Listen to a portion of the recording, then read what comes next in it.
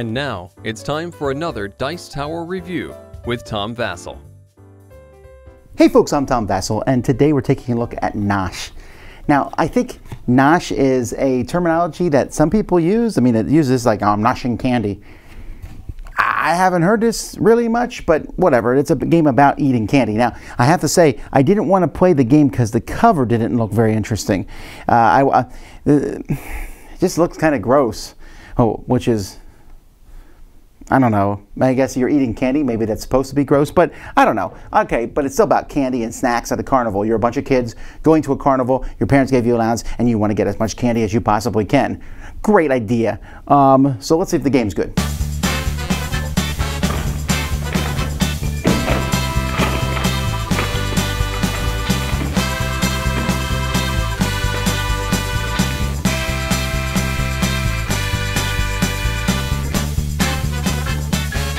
So in Nosh, you're trying to get points by, collecting these cards here. There's going to be cards equal to the number. These are the gold cards. Cards equal to the number of players placed out each round. So this is like a 4-player game.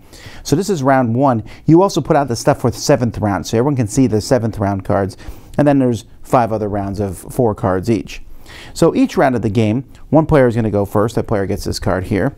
And you're going to put out a certain number of cards in stands. So in a 4-player game, 2 stands of 3 cards and 2 stands of 2 cards of the different treats. Each player also has a secret treat that they really like. That's their favorite treat that they have. And then whoever has this card is going to pick one of these to bid on. And bidding is pretty simple. I just say I'm going to bid, 3 coins, and the next person goes. And you start with 15 coins, and every turn you will get 2 more. So you keep going around until everyone passes, except for one player. That player gets these cards if they can immediately, with these cards, or cards that they already have, claim something. So maybe, for example, I can pay the candy apple and the cotton candy and take this gold card here, worth 3 points. I'm out now. I can't be involved in any more. So the next player will go, and they'll pick one, and they'll be bidding on that one. Someone will win that one. Maybe that person turns into cotton candy to get this card.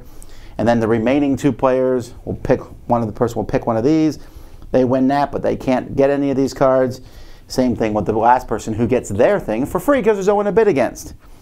After everyone does that, you will discard these, reveal 4 new cards, gold cards. And these gold cards, you can see, can go very high. This one's worth 10 points, all the way down to 1 point. And then you'll deal out more of these cards in a cart. After 7 rounds, you're all going to count up all the points in your gold card, plus an extra 2 points for each gold card that matches your favorite thing. So if I have this card, this one's worth 3 to me, and this one here would be worth 10 points to me. Whoever has the most points is the winner. I should also mention that every 2 coins you have left over at the end of the game is also worth a point. Now, even though I'm not a fan of the cover of the game at all, I do like the cards. The cards are good. They're good quality cards, easy to tell what each of the items is. You have these cards also, very clear what they are. There's not a lot of differentiation between them. Each person has their own card here, where you basically a token where you have your character and you flip them over. Once you've got one of the gold cards to show you can't bid anymore. They're not really necessary, but they're a nice addition. And the money itself is fine. These little tokens here, these little coins that you have. So, I mean, it's basically just some cards and tokens, but some good quality stuff. Okay, so you can see that the Nosh it's not a bad game. It's a fine game. The biggest problem with Nosh really is there's really nothing unique here. There are lots of games where you bid on cards, win those cards, turn those cards in to get sets. Now this one has a different theme, a theme that I like, a food theme. I really think there should be more food games, the whole candy aspect of it. The problem with Nosh is, again, it's a fine game, but you're going to come in these situations where none of the cards that showed up meet any of the goals that you need to do. And so you're going to sit there and say, okay, I'll pass this turn. Fine. Passing this turn is not necessarily a bad idea because you'll save money for future turns, but you really want to be scoring point cards every turn. And sometimes someone will have the right combo and a 10-point card comes up and they get it, and then you're scoring a 1-point card the next turn. It's really not a huge balance there. So the game can't be taken too seriously on a strategic level.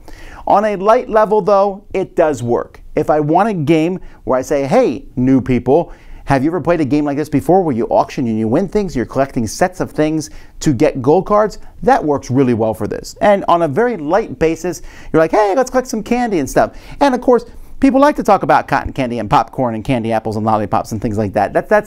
That's an entertaining, fun aspect of the game. And so for that, this is a game I would play it. You know, if someone said, hey, we're playing Nosh, you'd be like, all right, let's play it, because it's a pretty quick game too. We're talking 20, 30 minutes.